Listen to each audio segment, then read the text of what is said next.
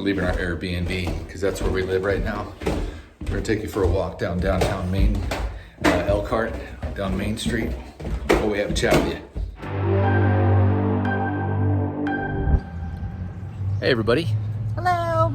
So we are in Elkhart, Indiana, staying at an Airbnb because we have some stuff going on that we want to share with you as it pertains to the Grand Design community and their larger models like the one we have, which is a Momentum 397TH.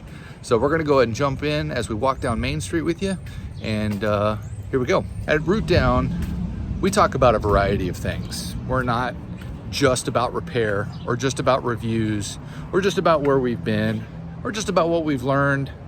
It's kind of a combination of a bunch of different things, which it's because how we operate. Like every day is a little different. We're learning something new, and we're not always repairing things and we're not always reviewing things. We have a pretty dynamic life. So that's why we talk about what we talk about when we talk about it.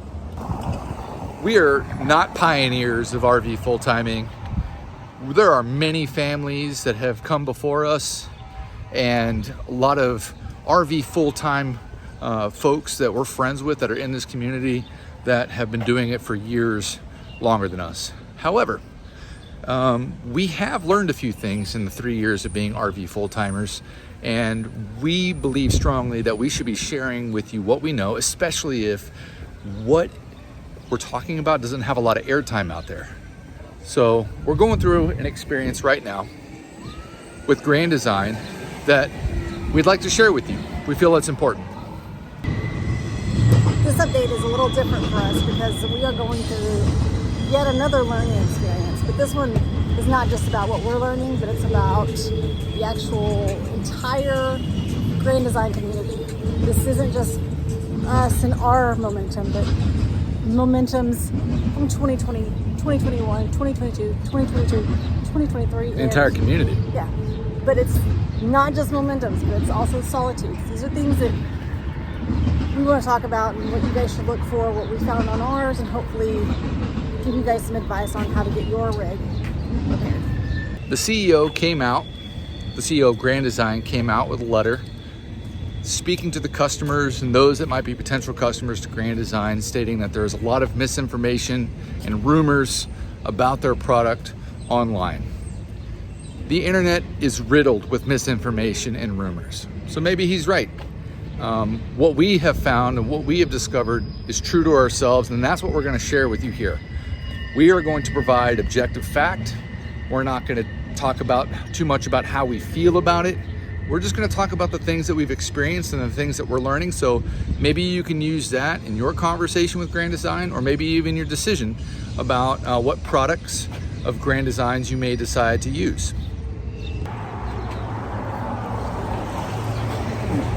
This is a lot of fun on Main Street. Okay.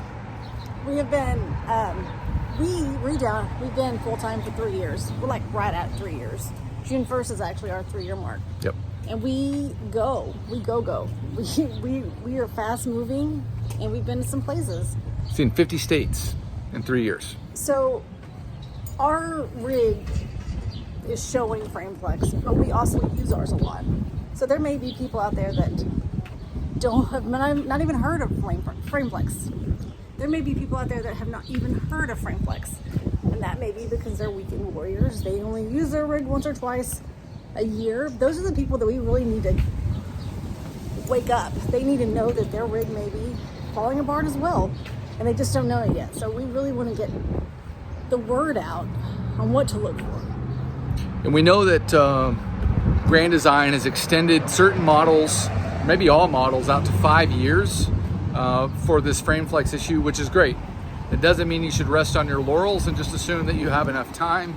You should really inspect and learn and understand how your rig is and if it's part of the conversation or not. And if it is, it's important to address it. It's a safety issue. It's also your investment. And if you are full-time, it's your home. So don't ignore some of these signs. Some of the symptoms that we saw. When we were up in Oregon, we could not figure out why the screws were backing out of the nose cap, and I had to reseal that. There was water getting up under there.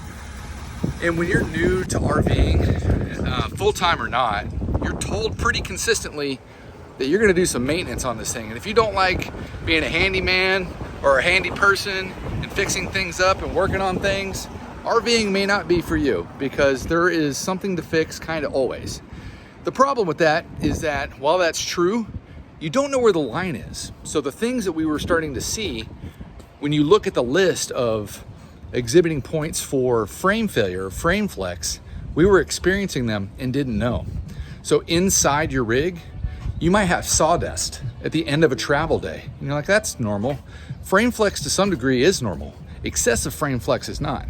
So if you have lag bolts, lag screws that are missing, backed out, they're completely broken, or excessive sawdust, your nose end cap won't seal or stay sealed. The bay doors popping open, screws or nails coming up under the linoleum, working their way out. This is not normal.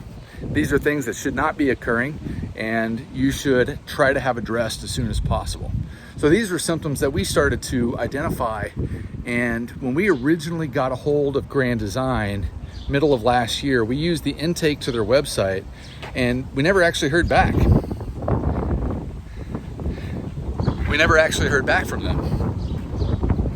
Fast forward about 6 months, it's a brand new year, and then we see a note on the website for Grand Design.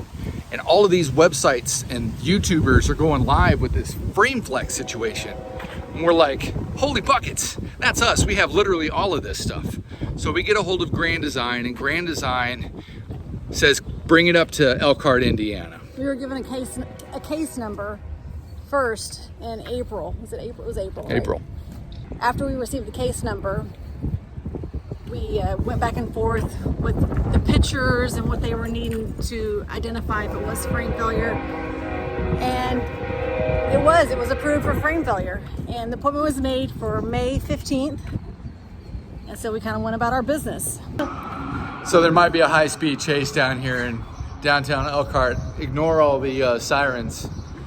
So we went down to Galveston to get some solar worked on, and because when we travel, I get on the roof every time, and I'm looking to make sure that the slide covers are cleaned off, that the Starlink is brought down. I'm inspecting things every single time we move. So I get up there in Galveston, and I notice that there's some bubbling going on, and that's new. I was just up there the day before, and it was not there. And I noticed that there is a crack down the seam of the nose cap in the roof. So I'm thinking that the nose cap is moving around excessively. This isn't supposed to happen. Send it over to Grand Design, send them the bubbles, and we're told this is normal off-gassing. That this is supposed to happen is if you can pinch the membrane of the roof between your fingers and only an inch or so comes up, it's totally fine. Well, that wasn't what was happening, and this is not off-gassing in my experience. So we send that back to them, we challenge a little bit, and we actually talked to somebody on the phone, and that person confirms pretty directly that that is not off-gassing. There's a problem with your rig, and you should definitely come up. On top of some other things that we had seen, which is our hydraulic leg sticking out and some other things. And they said it'd be fine. It'd be fine. So we sent the picture of the bubbles to our rep that assigned us the case number, and he told us it'd be fine to make it back to Dallas, and then it'd be fine to drive it back to Elkhart. Like, it'd be fine. No worries. So we go back to Dallas from Galveston, and it is really bad when we get back. So we send the email, like she said, is this going to be safe? Are we going to arrive in one piece? They're like, yeah, it's good. So we prepare for our travels. We have all of this in writing. Obviously at the end of the day, it's up to us to make sure that we're traveling safely and our kids are safe. And, I'm not an engineer, and neither is she. So we did take advice from Grand Design. So we start driving, and we get to Missouri, and when we pull in for the night, we realize that the membrane on our roof is completely shredded, and it's overlaying the first air conditioner. There's a gap about an inch or half inch, depending on where you're standing, on the roof where the nose cap is separating away from the rest of the rig, allowing air to get up under the membrane and just completely shred it and blow it around like a flag. And it is completely destroyed. So at this point, we have a laundry list of problems that are indicative of frame flex, including the nose cap moving up and down, the roof membrane being completely shredded because of that gap that was created. We have hydraulic legs that are sticking out. We have a bar under the bed that is completely detached underneath the slide. We have a list of things, including the sawdust that we had mentioned, including the door popping out, including the belly of the rig coming undone in transit. These are things the bay door flying up while we're driving. We've got the decals on the side of the rig where the trim is. You can see it looks almost like bubbling, which I first thought it was bubbling, but it's not bubbling. It is the movement of the trim with the decals on the rig. They're moving, so it's causing like this almost like kind of a rippling effect. A rippling, a pinch. Yeah. It looked like water intrusion at first, but I think it's actually the movement wrinkling the decals. That's right. So with all that, we have quite the list. We do arrive, as you know, Grand Design is closed on the weekend, so when we let them know that our roof is completely ripped up, should we continue to travel, there's nobody there to respond to our calls. So we decided to go ahead and finish the 400 or so mile trek up to Elkhart. When we got to Missouri, the roof was shredded. We weren't sure if we should continue on, but Cliff got up on the roof and he used an entire like jumbo roll of Gorilla tape. All-weather Gorilla tape. Not sponsored, would like to be. Call us. The all-weather Gorilla tape to tape down the pieces of the roof that was still attached, even though it's like shredded. He taped it all down, and we were hesitant about driving the rest of the way. We were actually going to make it a 2-day. We had originally planned to make it a 2-day trip, but since that, we just wanted to get there and be done with the driving. So we went ahead and drove straight from Missouri to Elkhart. That's right. He did. He drove.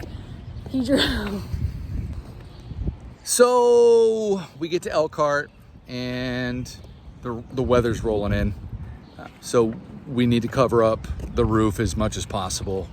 We tarp it off. We do our very best. We use more Gorilla tape. And we drop it off on May 15th at 6 a.m., which is when Grand Design has everybody drop off. So we drop off our rig at 6 a.m. to Grand Design.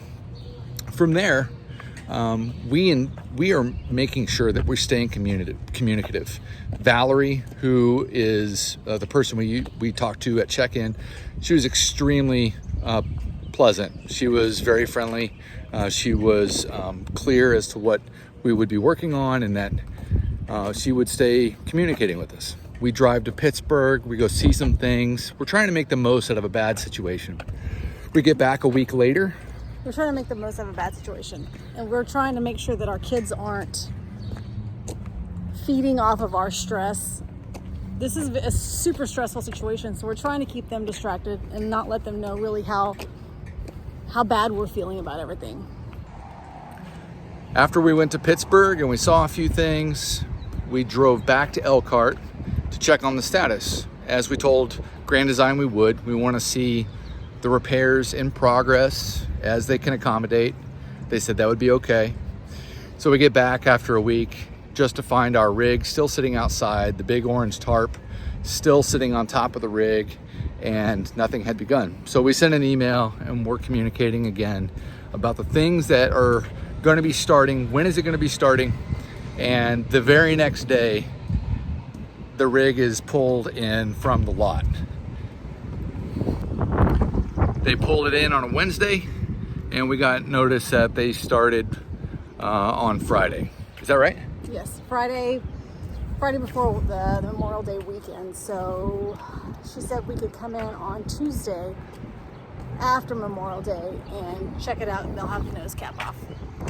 So we're going in tomorrow, and I'm sure that there will be an update after, but we wanted to give you at least a glimpse as to how things have been up to this point. So at the end of the day, we just want to make sure that we have something that we're confident in. Our financial investment is one thing, but what we're actually losing is something far more valuable, which is our time. Our son is going to be 16, and we only have a couple more summers with him at home until he goes to college. And that means something to us. So the conversation is much more than just economic. although it is certainly a part of it. We also want to educate you. We want you to be aware of what to look for, what's going on, what we've had to go through, what it could look like for you. And we're not the experts, obviously. We can only tell you about our experience, but we're here to help you. This community, RV community, whether it's Grand Design or not, I can tell you there's a lot of different type of people in this community, but at the end of the day, we're all helping each other, and that's the whole point of this message.